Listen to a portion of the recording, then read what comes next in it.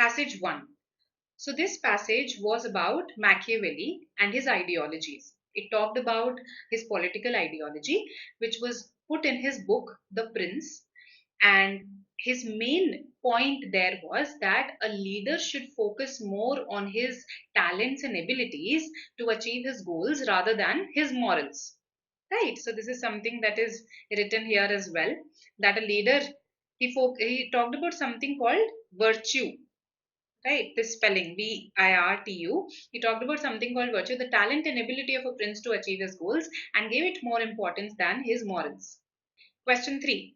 According to the passage, what is the one feature that is common to all forms of populist ideologies?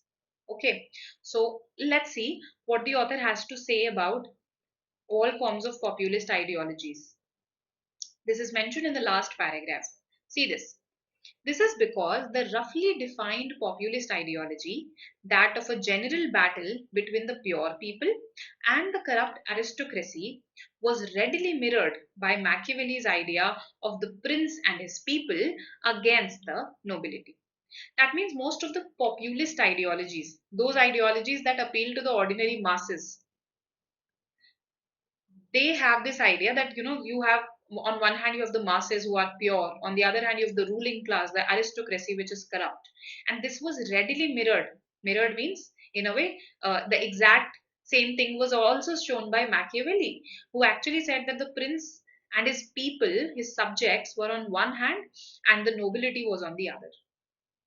So knowing this now, let's have a look at question 3. The separation of ethics from politics in everyday governance. This was not mentioned anywhere.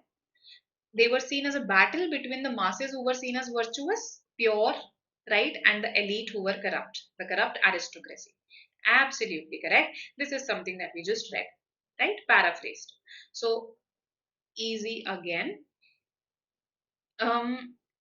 Ultranationalism has not been discussed. Okay.